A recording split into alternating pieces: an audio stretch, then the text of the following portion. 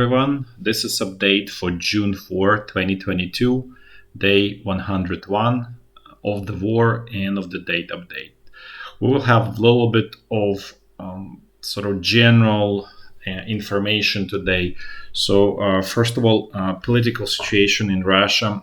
Yesterday, two figures left Russia. One was former Prime Minister Mikhail Kasyanov, who was Prime Minister of Russia from 2000 to 2004. So this is basically early Putin time.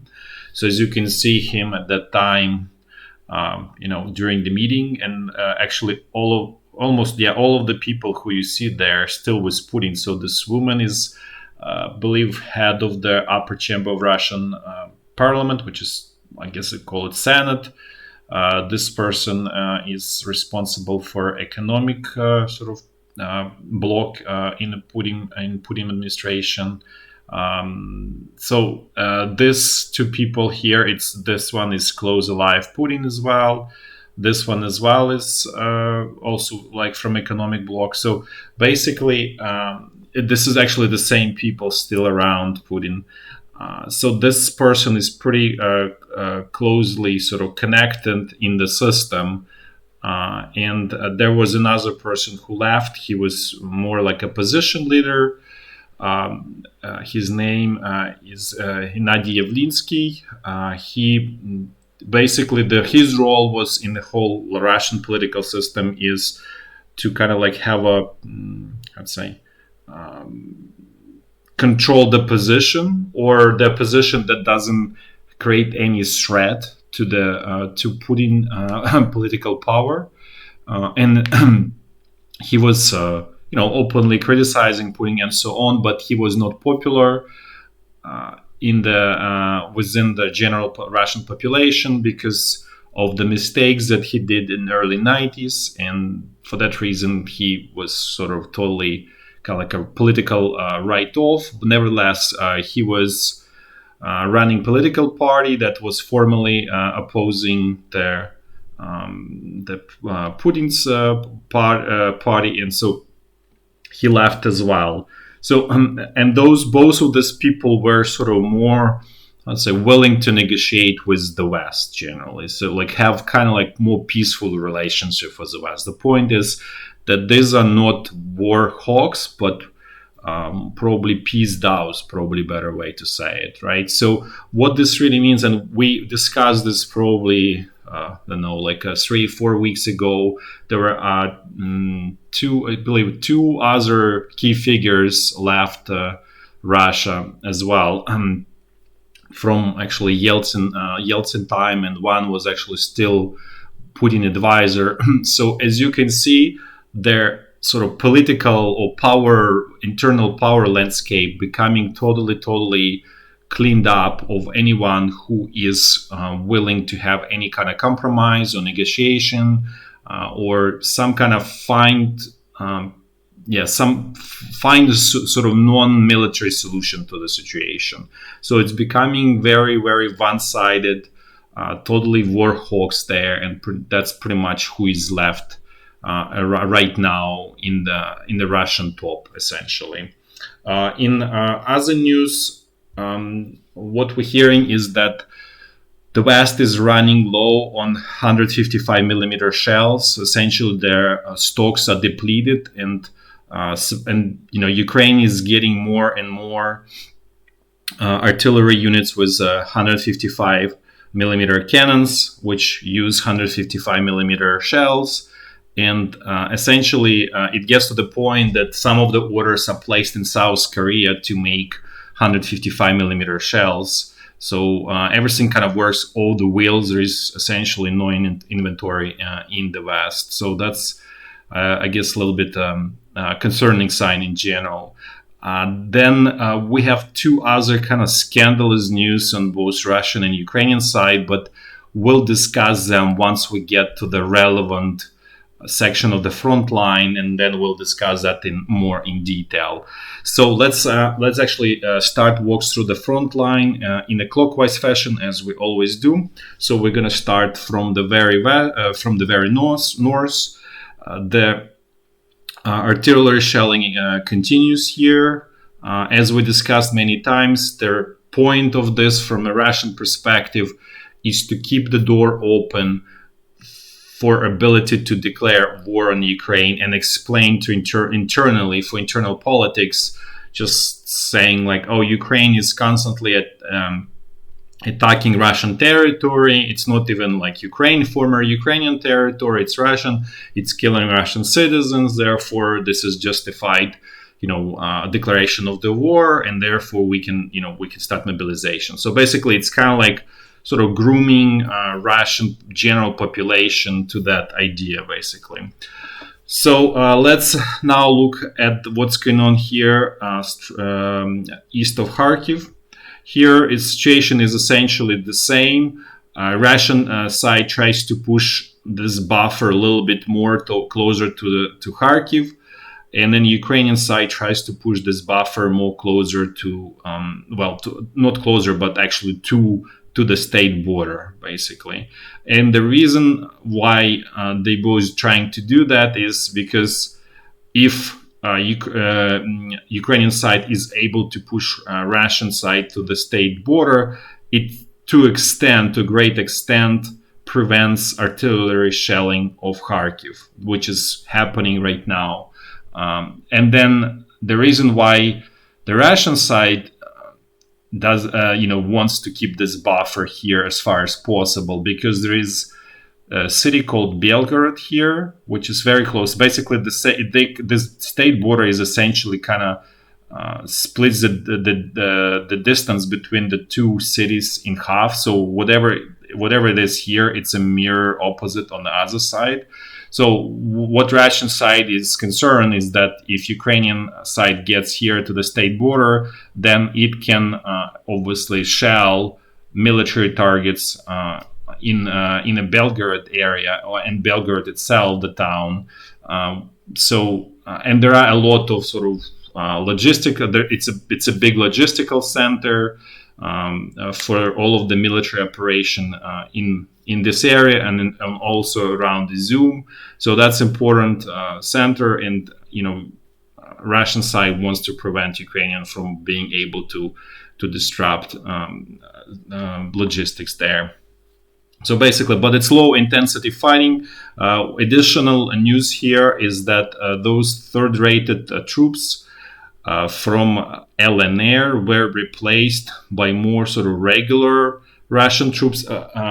Basically, it's not exactly regular, but it's again troops from DNR and LNR, but they are sort of contract soldiers. So basically, motivation is higher, right? So they more sort of willing to fight, as opposed to, because those third-rated, what we call, it's essentially forced conscripts.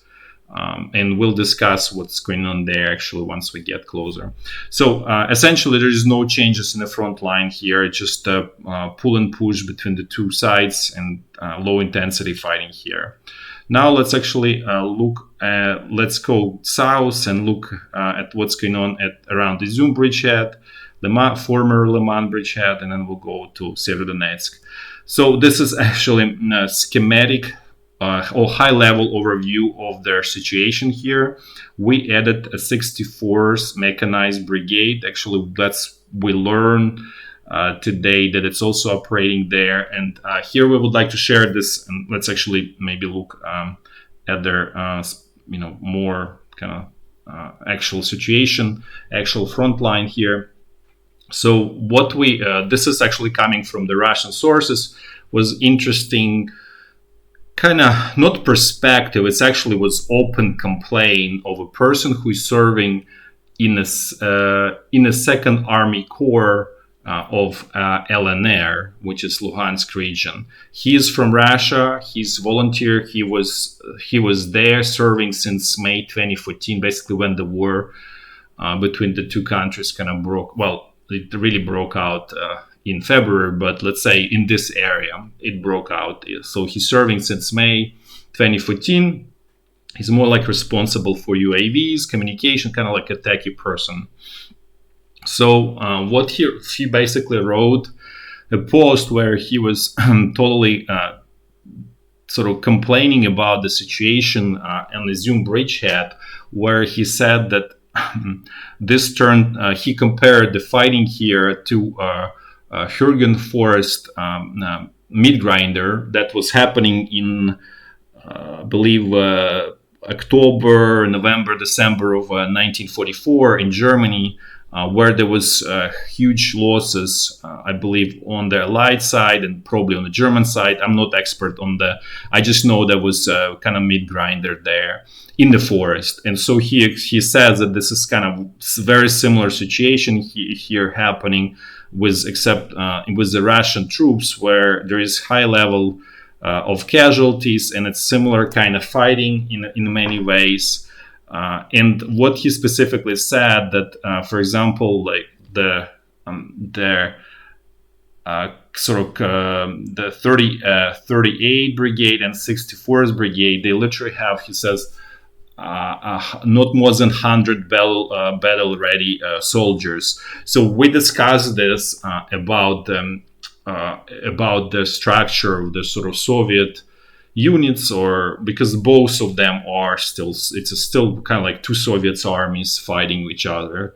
So a typical sort of approach of the Soviet unit is about half of let's say brigade has 4,000 people, so the half of the unit is really just like fluff, right? And then, so basically 2,000 are not really fighting. They're not really basically on the battlefield. So only half of it, 2,000, are really actual people who are gonna fight. And out of that 2,000 who are not fighting, there are like sort of legitimate fluff, that's sort of like needed fluff, and then just like really fluffy fluff. And there is tendency to have more fluffy fluff than legitimate fluff. So basically that's why they're very weak on logistics, on the medical support and everything, because it's more like fluffy fluff than actual like needed fluff. But in any case, so just for you to understand that, like, it's not like the whole brigade is just 100 people. What it really means that 2,000 is basically reduced to 100 battle capable soldiers, right? So this is kind of like the situation of these two brigades, and we believe something probably maybe better, but still somewhere not far away for the other brigades that we discuss here, which is 23rd, 39, and 21st. So so that for that reason we see that like recently, probably past 3 weeks, Russian troops are not able to make any gains here, and it's kind of relatively stable and generally kind of just kind of like skirmishes in a way, in many ways, except for a few places where they're still trying to attack. We discussed this from this village Pasika, but this is probably more of the 30th Brigade coming here, and then they're still trying to attack here to Barvinkova from this area. So, but in any case, the attacks are not of the same intensity for sure.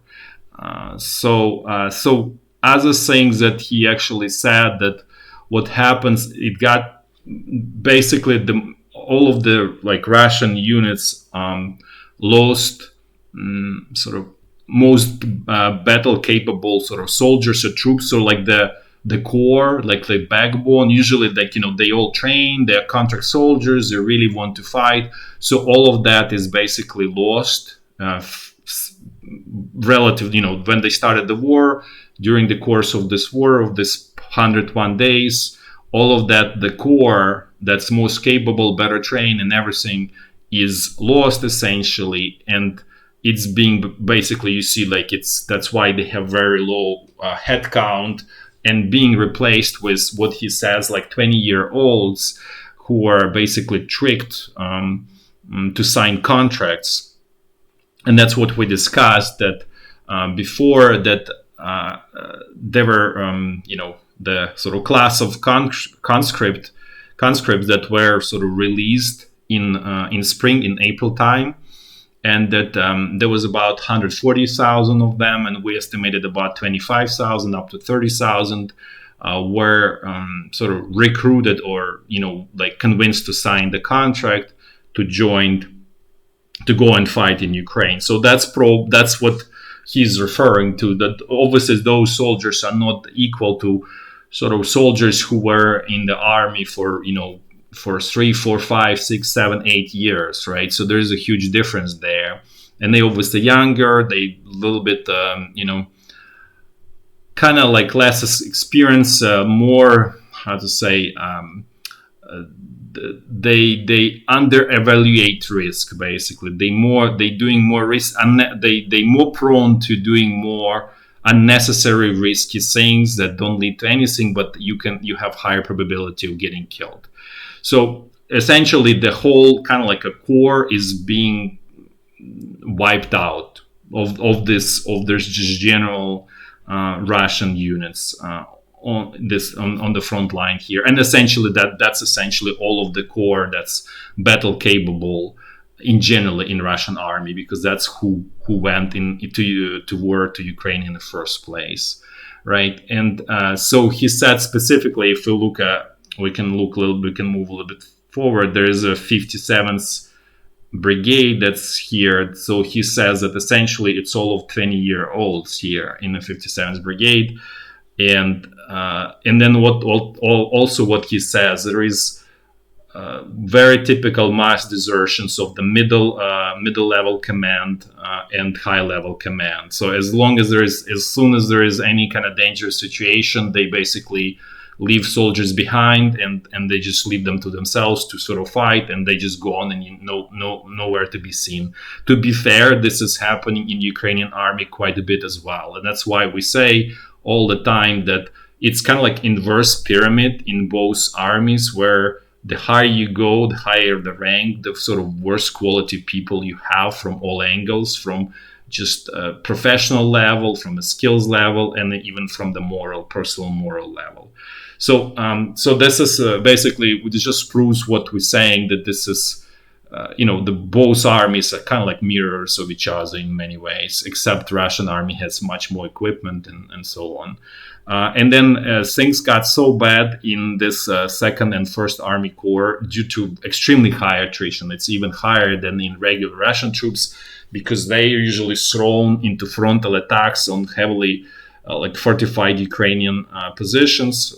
And so he said that the recruits who are coming to this first and second army corps, with diabetes, so like the people who need regular injections of insulin to kind of to live. So it gets really bad. Obviously it's not Russian territories. It's basically Russian captured portions of Luhansk and Donetsk region. Those are sources for conscripts for the second and first army corps. So this is essentially situation here. Now let's actually look at what's going on around Svyatohirsk. Again, Russian troops actively attacking the town. This tiny bridgehead still holding on. Obviously, we don't know when it will sort of fold, but eventually it will. That's very clear.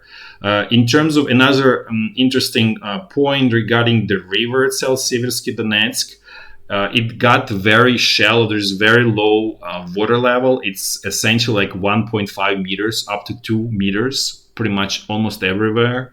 So it's extremely easily fordable, pretty much with any kind of equipment. Even just people cross the river in many places. So that's obviously not the great news for sort of Ukrainian defenses along the river, because you cannot have contiguous front line here, because it's, as you can see, it's extremely long. In Ukrainian side doesn't have troops. It's the same with Russian, but they can always sort of pick and choose area to ford, and then you kind of need to start fighting to destroy the bridgehead. So that's somewhat negative for Ukrainian ability to defend, but at the same time, both, as we discussed many times, both sides are extremely exhausted, and you'll understand better because there is also, we can talk a little bit similar about the Ukrainian side once we get to Severodonetsk. So now let's actually go look at this Severodonetsk salient, where the focus of the Russian troops right now. and so the northern part is stable, no Russian, no activity in terms of attempts to create bridgeheads. It's all stable. Then let's actually look what's going on at Severodonetsk. Basically, Ukrainian troops yesterday launched counterattack, small-scale counterattack that allowed them to actually push quite far. This is from kind of like looking back at how Russian side was capturing Severodonetsk. So this is from May 30th. This is already on the second day. It was quickly falling apart, Ukrainian defense. As you can see, essentially this is the center of the town. They control the center of the town. Then we kind of missed it. On June 1st, they were already. This was the front line on the June 1st, essentially, right? So this was June 3rd, and this was actually June 3rd when they launched counteroffensive, and as you can see, they managed to capture basically the southern part of the town and kind of approach the center of the town. So that's where the front line so far stabilized.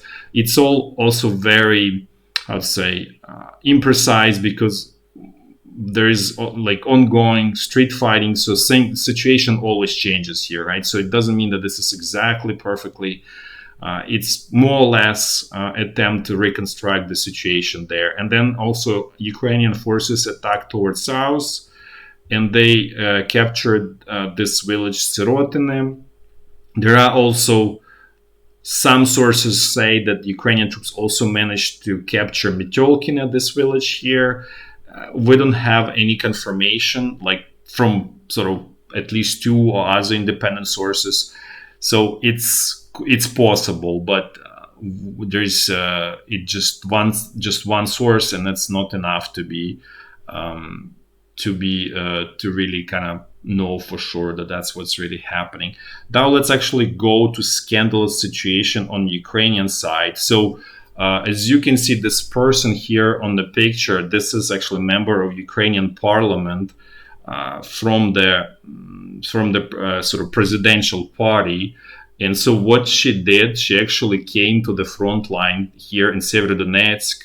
So she's sitting at the command point there, and then she came, and then she basically started like hand-holding the generals, everybody there, telling them what to attack, like literally micromanaging everybody and tell them what to do, where to attack, and what forces. Literally, she basically became like a commander of the whole Ukrainian forces in the Severodonetsk area.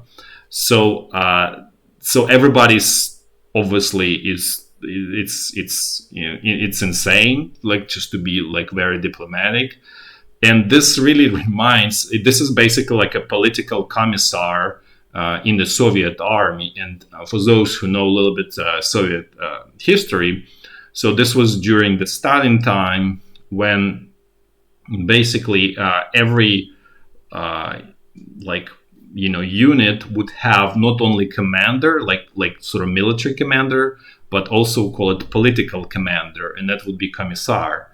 They tend not to have much of the military knowledge, but they just kind of like they're responsible basically for propaganda and brainwashing of the troops, right? And they sometimes basically try to take over the military command of the troops, and led to a lot of disasters in the Soviet army during the first couple years of their World War II. So, and there was a very famous such a commissar of Stalin. His name is Mechlis, and what he could do, he would go to this actually happened during the war with Finland when in 1939.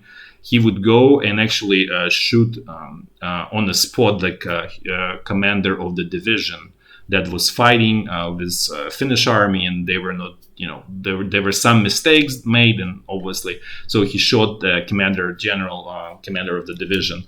And so why I'm saying this, because this woman, actually this person, proposed just in May. She proposed a law that allows to shoot Ukrainian soldier on the spot if they try to retreat.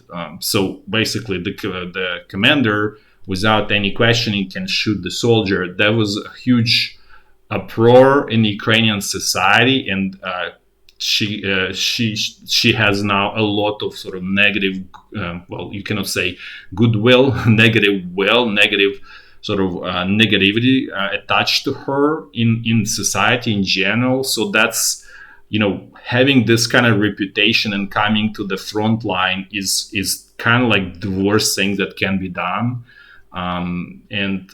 So obviously everybody is super kind of like pissed off about what she did and what she's trying to do, and it's a disaster situation. Let's put it this way, unfortunately. Okay, let's keep going. Let's look at the situation around Popasna. So again, everything more or less stable, and this goes back to our earlier discussion that it feels to us that the Russian troops are essentially exhausted. And going back to that person from the Second Army Corps of LNR, his basically final statement is that within a month, maximum 2 months, we will have nobody to fight with, and we really need mobilization, or Ukrainian army will start, will start being, the beating Russian army. Even in the poor state that it is, it still will be able to prevail over the Russian army. So the situation with this mobilization is coming closer, or some kind of decision about it, basically, unless both sides agree to negotiate. But as we discussed many times, it doesn't feel there is sort of common ground, opportunity to find a common ground, basically. Anyways, the situation here is essentially stable, no changes. Russian troops again tried to attack here from First Army Corps without much sort of success. So let's actually now look what's going on west of Donetsk. Here again, everything is stable, no changes. Russian troops again trying to expand this salient without much success. And this is closer look. So basically, they try to capture this town of Avdiivka, but they prefer not to because of their high level of casualties, and they don't have enough resources, so they cannot do frontal attacks. So they're trying to encircle and then force withdrawal of Ukrainian troops basically from here. So that's kind of the strategy here. There is another interesting news in Russian media claiming there was very devastating artillery shelling and multiple rocket launcher shelling of the city of Donetsk that led to high casualties. We obviously don't sort of buy into it, because there's no point for Ukrainian army to just shell at will civilian targets, because basically they were showing that there was attacks of the civilian, just residential buildings in mass scale, basically. But this is very, this is sort of preparation for something bigger that's going to probably happen, because this was relayed through all of their Russian propaganda media outlets and blown totally out of proportion. This is probably will be kind of like a casus belli for some kind of action that will probably follow soon. This is just our guess, but it looks very, very strange overall. So we'll see what happens in the next several days. Now let's look at what's going on here at the Zapresia front line. Basically, this wedge pattern remains stable. No successes, no Russian success with attacking village Poltavka. Everything stays the same here, and this is overall big picture of the Zapresia front line. As we discussed, it's built around the strongholds here. There's no contiguous front line. Now let's move to the Kherson bridgehead. Let's see what's going on there. So as sort of regular viewers know, Ukrainian troops tried to do some relatively sort of some kind of offensive. We don't know if it's small scale, if it's large scale, but some offensive where they tried to attack from area of Davydiv Bridge, and the idea was to reach this bridge here, which is essentially going over the dam, and then reach Novakakhovka and capture this area where the freshwater channel starts taking water from Dnipro River. And so let's actually look at this. So Ukrainian troops had the initial success on the very first day, but then everything got stalled, and essentially it turned into positional fighting in this area.